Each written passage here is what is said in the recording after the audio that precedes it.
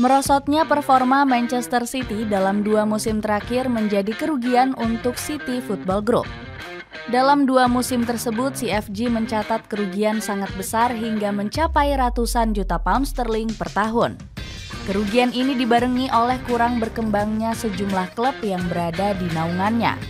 Sebut saja Girona yang saat ini nasibnya mengkhawatirkan dengan menempati zona degradasi. Kesalahan membeli bintang instan disinyalir menjadi penyebab merosotnya investasi CFG. Cetak Gol coba merangkum gagalnya bisnis City Football Group di musim ini sebagai berikut.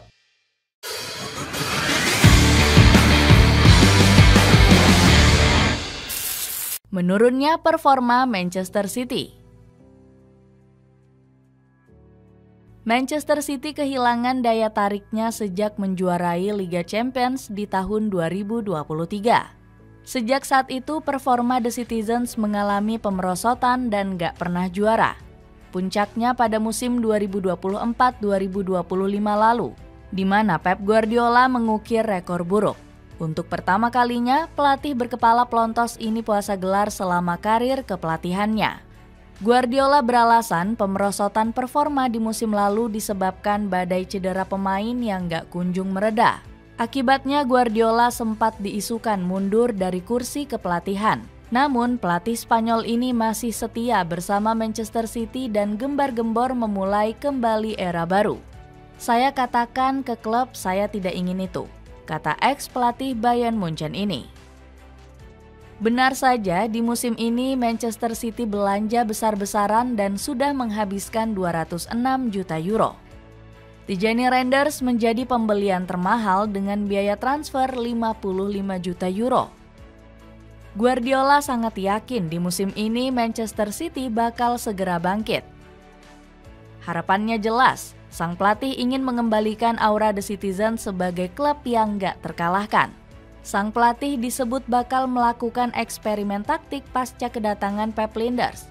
Filosofi heavy metal football khas Jurgen Klopp kini dipadukan dengan gaya klasik Guardiola.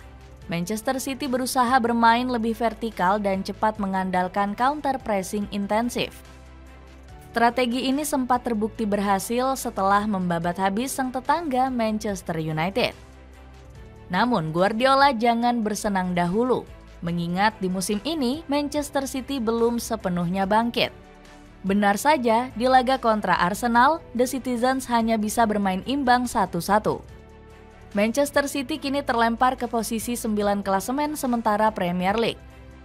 The Citizens terpaut jauh dari sang pemuncak klasemen Liverpool dengan selisih 8 poin. Kalau nggak segera berbenah, Manchester City hampir dipastikan sulit mengejar gelar Premier League. Apalagi di Liga Champions musim ini, The Citizens mendapat lawan yang gak mudah. Belum berkembangnya bisnis klub lain. Merosotnya performa Manchester City berpengaruh besar terhadap klub lain di bawah naungan City Football Group.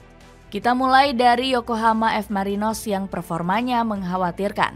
Klub berjuluk Tricolor ini berpeluang terdegradasi dari kompetisi J League One.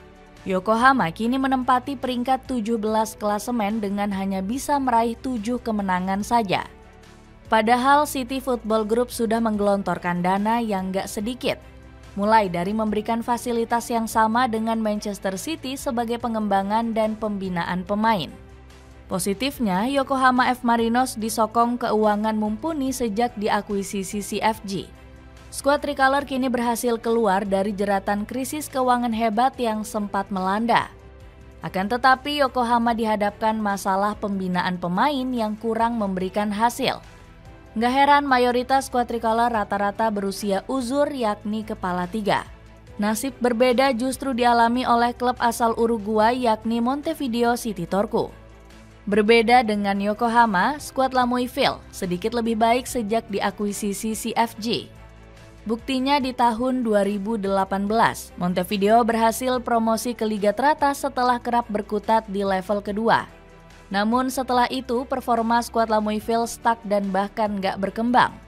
Meskipun berada di papan atas, gak ada satupun pemain mereka yang dipanggil timnas Uruguay. Marcelo Bielsa justru lebih memilih memanggil pemain yang berkarir di luar negeri. Celana pendek yang lagi punya diskon besar-besaran. Bisa kamu dapetin dengan cek link di bawah ini. Bisnis tidak menguntungkan Girona. Meruginya bisnis City Football Group membuat Girona mulai kurang diperhatikan. Klub Katalan ini sebelumnya sempat digadang-gadang bakal menggebrak papan atas La Liga.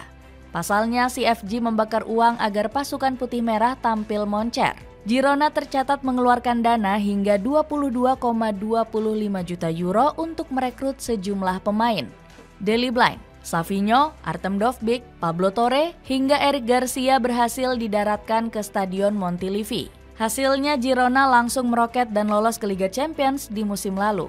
Namun performa skuad Gironistes justru mengalami penurunan dan gagal total di Liga Champions. Girona hanya bisa menempati peringkat 33 klasemen League Phase. Padahal Girona sudah menghabiskan dana sebesar 46,2 juta euro di bursa transfer. Nggak heran CFG langsung memotong budget transfer tim menjadi 27,2 juta euro. Sementara itu, bintang andalan pasukan Blanqui Vermells mulai angkat kaki dari Catalonia. Salah satunya adalah Miguel Guterres yang ditebus Napoli dengan mahar 18 juta euro. Nggak heran posisi Girona mulai melorot dan berada di dasar klasemen La Liga musim ini. Situasi tersebut membuat Michel selaku pelatih gusar bukan main. Bagaimana tidak, pelatih 49 tahun tersebut mulai didesak segera mundur oleh publik Gironistes. Pasalnya Girona cuma meraih 3 kemenangan dari 24 laga terakhir. Alhasil Michel kena mental dan menilai timnya jadi yang terburuk di La Liga musim ini. Di pekan kelima, kami adalah tim terburuk di La Liga dan yang tersisa hanyalah bekerja keras. Fans juga merasakan frustrasi yang sama setelah timnya kalah telak, ungkap sang pelatih. Bintang instan yang memberikan dampak negatif. Kehancuran tim besutan City Football Group rupanya berasal dari rekrutmen yang serampangan. Klub bawahan CFG cenderung menggait pemain tanpa pertimbangan matang. Sebut saja Manchester City yang menghamburkan uang sebesar 206,9 juta euro di musim panas. Namun pengeluaran jumbo tersebut justru tak sebanding dengan hasil di lapangan. Buktinya Tijani Randers justru melempem setelah tampil moncer di 2 laga pertama. Sementara itu James Trafford jadi biang keladi di balik 2 kekalahan The Citizens musim ini. Melempemnya penggawa anyar Manchester Biru juga dirasakan oleh Ryan Cherki. Pasalnya pemain 22 tahun ini langsung dibekap cedera paha saat menghadapi Tottenham Hotspur. Pembelian ngawur ala CFG juga menjangkiti Girona ketika meminjam Thomas Lemar. Bukannya tampil moncer, Lemar justru dipinggirkan di 2 laga terakhir pasukan putih merah. Masih belum cukup, Vladislav Vanat juga masih belum moncer sebagai ujung tombak. Pemain yang diplot sebagai suksesor Artem Dovbyk ini baru mengemas 1 gol dari 2 laga. Sementara itu, pemain pinjaman dari Manchester City justru belum tampil memuaskan. Salah satunya adalah Vitor Reis yang kontribusinya masih minimal meski kerap dijadikan starter. Gak heran berbagai kekacauan tersebut bakal membuat kerugian CFG membengkak. Bagaimana tidak, tim di bawah asuhan mereka mulai anyap dan mengalami penurunan. Berbagai pihak memperkirakan kerugian CFG bakal menembus ratusan juta pounds. Alasannya karena grup asal Uni Emirat Arab tersebut merugi sebesar 122,2 juta pounds pada 2023-2024. Sementara itu, performa sejumlah klub milik CFG justru melempem pada musim lalu. Akibatnya, pendapatan konsorsium tersebut bakal mengalami penurunan drastis. Dapatkan sepatu bola kualitas premium dari Blaster yang memiliki desain elegan dengan harga yang sangat terjangkau. Cek link di bawah ini ya. Itulah ulasan gagalnya bisnis City Football Group di musim ini.